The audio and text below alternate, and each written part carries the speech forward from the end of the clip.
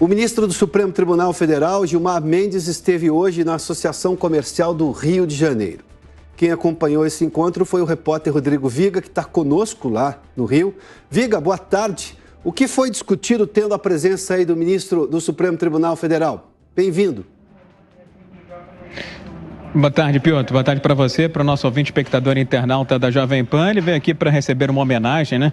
A comenda mais graduada da Associação Comercial do Rio de Janeiro, que é a medalha Barão de Mauá, que é o fundador da Associação Comercial do Rio de Janeiro. Ele fez uma palestra bastante extensa, abordando vários temas, e depois participou do famoso quebra-queixo, deu entrevista aos jornalistas. Então vamos por partes, viu, Piotr? Sobre o desaparecimento do indigenista Bruno Pereira e do jornalista Dom Phillips, o ministro Gilmar Mendes, do Supremo Tribunal Federal, disse que torce para que essa seja uma história com um final feliz, mas defendeu ações permanentes, recorrentes na região amazônica brasileira, porque informações que vêm de lá, da região amazônica, dão conta de que em algumas localidades parece algo sem lei, uma terra verdadeiramente sem lei, com a presença de pistoleiros, matadores de aluguel, narcotraficantes, entre outros criminosos. É claro que o ministro Gilmar Mendes também foi questionado, foi instigado sobre as declarações permanentes do presidente da República, Jair Bolsonaro, que são direcionadas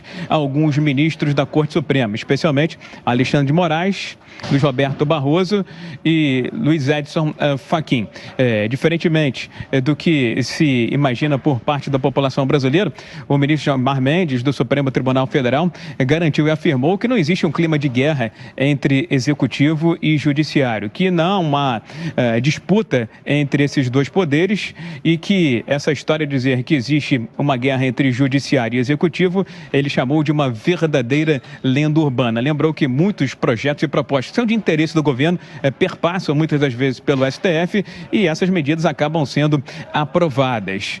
Com relação ainda a essas declarações do presidente da República, Jair Bolsonaro, Gilmar Mendes disse que não há o que se questionar o futuro resultado das eleições presidenciais desse ano de 2022, por ter a certeza de que as urnas são fiéis aos resultados, são invioláveis e há mecanismos de auditoria que podem ser feitas. O ministro Gilmar Mendes também fez críticas aí a alguns personagens da Lava Jato, especialmente o ex-procurador Deltan Dallagnol, entre outros que se lançaram candidatos, num sinal, segundo Gilmar Mendes, que a Lava Jato tinha também por trás de todas as investigações contra a corrupção um viés eleitoral, político eleitoral. Na palestra aqui, para cerca de 250 pessoas, especialmente aquelas do Poder Judiciário e também ligadas às atividades políticas e econômicas aqui do Rio de Janeiro, o ministro Gilmar Mendes falou sobre um tema que é caro, importante aqui para o Rio de Janeiro, né? Violência, segurança pública e insegurança pública da população carioca, da população fluminense. Ele, na palestra, defendeu a criação de uma espécie de SUSP, um Sistema Único de Segurança Pública, nos moldes do SUS, o Sistema Único de Saúde, e afirmou ainda, meu caro Piotr, ouvintes, internautas, espectadores da Jovem Pan, que muitas das operações que acontecem em áreas conflagradas aqui no Rio de Janeiro, em locais onde os criminosos estão bem mais armados do que a própria força policial, infelizmente, acabam terminando em massacre, em chacina.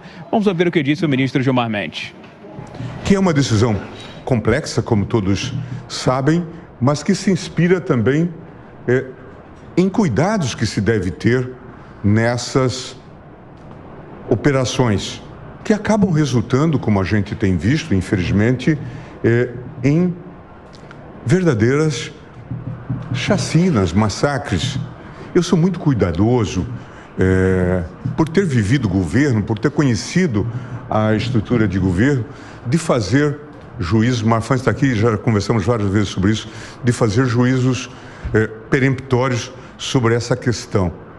Sair imputando à polícia faltas que às vezes não há. Há problemas estruturais que nós precisamos conhecer.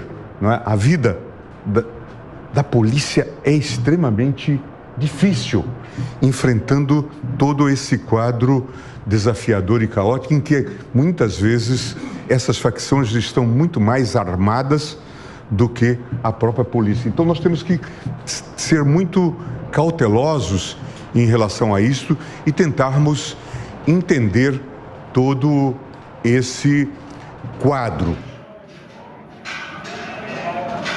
Lembrando, né, Piotr, só para fechar, que em meados de 2020 o ministro Luiz Edson Fachin criou uma espécie de norma que restringia a operação das polícias em áreas conflagradas e comunidades e favelas aqui do estado do Rio de Janeiro. Posteriormente, no ano passado, isso foi para o colegiado, em uma sessão do Supremo Tribunal Federal, criou-se ali uma espécie de obrigatoriedade para o estado do Rio de Janeiro criar um plano mais aprofundado de redução da letalidade nessas operações das forças de segurança. Esse plano ele já foi apresentado, já foi publicado no Diário Oficial aqui do Rio de Janeiro em abril.